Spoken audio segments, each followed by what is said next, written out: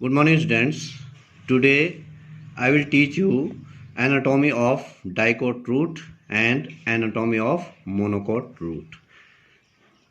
सबसे पहले शुरू करता हूं मैं एनाटॉमी ऑफ डाइकोट रूट। द्विबीजपत्री जड़ की आंतरिक संरचना के बारे में सबसे पहले हम पढ़ते हैं। यहाँ पर उदाहरण के लिए चने, जो कि चना एक द्विबीजपत्री पौधा है, उसकी जड़ का सूक्ष्मदर्शीय काट अगर हम देखें इस प्रकार से, अगर हम उसका टीएस काटें जड़ का चने का, तो हमें वो सूक्ष्मदर्शी में इस प्रकार से दिखाई देता है। अब उसमें कौन कौन सी संरचनाएं दिखाई देती है? सबसे पहले बाहर की ओर जो दिखाई देता है मूलीय त्वचा, इपिब्लेमा उसको बोला जाता है। ये बाहर का, सबसे बाहर का एक सिंगल सेल ऐसे में पाई जाती है, मोटी परत है जिसमें कोशिकाओं की भित्तियां पतली होती है और उसमें जो है रूट हेयर्स पाए जाते हैं। ये इपिब्लेमा कहलाता है, ये वाला, और इसमें ये रूट हेयर्स दिखाई देते हैं।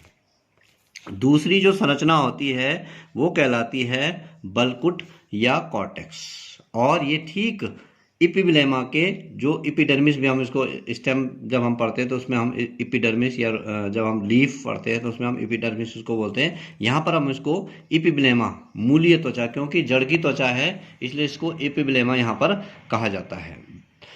अब दूसरा जो संरचना होती है जो कि इपिब्लेमा के ठीक नीचे होती है, जिसको कि हम बल्कुट या कॉर्टेक्स कहते हैं। ये एक कोशिका, कई कोशिकाओं का एक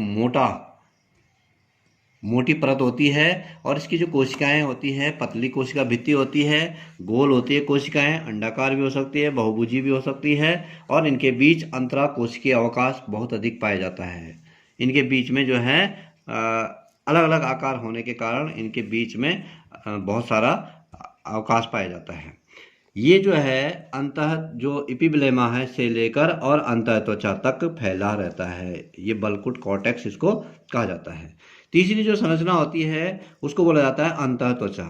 बल्कुट जो कॉर्टेक्स होता है उसके ठीक नीचे आंतरिक जो संरचना होती है वो उसके बाहर, सबसे बाहर की ओर जो परत होती है, सिंगल एक कोशिकाओं की परत होती है, इस परत को अंतःत्वचा या इसको एंडोडर्मिस कहते हैं। नेक्स्ट जो संरचना होती है वो होती है परिरंभ या पेरिसाइकिल। ये ठीक इसके नीचे, अंतःत्वचा के नीचे एक और परत पाई जाती है, इस परत को पेरिसाइकिल या परिरंभ इसको बोला जाता है। This is called as pericycle. इसके ठीक नीचे नेक्स्ट जो संरचना होती है वो कहलाती है संवहनपूल या वैस्कुलर बंडल। ये जो वैस्कुलर बंडल्स है ये वाले हैं, ये जाइलम है, ये दिखाई दे रहे हैं, ये जाइलम है। बाहर की ओर प्रोटोजाइलम, अंदर की ओर मेटाजाइलम। यहाँ पर 4 रिंग दिखाई दे रही है, जाइलम की 4 रिंग दिखाई दे रही है। लेकिन जो द्विबीजपत्री जड़ होती है उसकी अगर हम एनाटॉमी देखें तो उसमें 2 से लेकर 6 तक वैस्कुलर बंडल पाए जाते हैं। ये जो रिंग होते हैं ये 6 तक इनकी संख्या होती है, 2 से लेकर 6 तक होते हैं।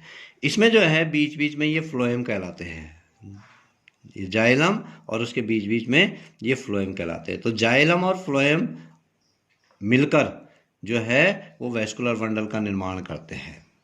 उसके बाद सेंटर में इसमें पित्त कहलाता है, इसको मज्जा कहते हैं या पित्त कहा जाता है। ये ठीक सेंट्रल पार्ट इसका होता है। इसके अलावा इसमें जो है ये वाली जो संरचना दिखाई दे रही है ये जो है स्क्लेरेन्काइमा, जिसको कि हम ये हार्ड कोशिकाएं होती है जो कि फ्लोएम के साथ भी होती है, जाइलम के साथ भी होती है, लेकिन यहाँ पर चारों कोनों पर ये जो है स्क्लेरेन्काइमा पाया जाता है। ये है डाइकोट रूट की एनाटॉमी। नेक्स्ट आते हैं हम एक बीजपत्री जड़ मक्का, इसमें उदाहरण लेते हैं कि आंतरिक संरचना, internal structure of the monocot root maize हम इसमें लेते हैं। इसमें भी अगर स्ट्रक्चर देखा जाए तो वही स्ट्रक्चर इसमें भी पाए जाते हैं, थोड़ा सा अंतर आता है। नीचे जाकर जो है जब हम वैस्कुलर बंडल पढ़ते हैं तो वहाँ पर थोड़ा सा डिफरेंस आ जाता है और संरचना में थोड़ा सा अंतर आ जाता है। एक बीजपत्री जड़ की अगर हम देखें तो बाहर, सबसे बाहर की ओर जो है इपिब्लेमा पाया जाता है, जिसको मूलीय त्वचा कहते हैं, सेम एज डाइकोट रूट। जैसा डाइकोट रूट में होता है वैसे ही मोनोकोट रूट में भी पाया जाता है एपिब्लेमा। ये जड़ की सबसे बाहरी परत होती है। इसमें भी जो है रूट हेयर्स पाए जाते हैं, मूल रोम जिनको कहते हैं। ये वाली जो संरचना होती है ये एपिब्लेमा है और एपिब्लेमा के साथ ये रूट हेयर्स पाए जाते हैं। इसमें भी सेम एपिब्लेमा से लेकर और एंडोडर्मिस तक कॉर्टेक्स जो जिसको कि हम बल्कुट कहते हैं वो उसकी कोशिकाएं जो है अनेक कोशिकाओं का एक जो है स्तर पाया जाता है, मोटा स्तर पाया जाता है। और इसकी भी कोशिकाएं अलग अलग आकार की होती है, गोल, अंडाकार, पॉलीगोनल।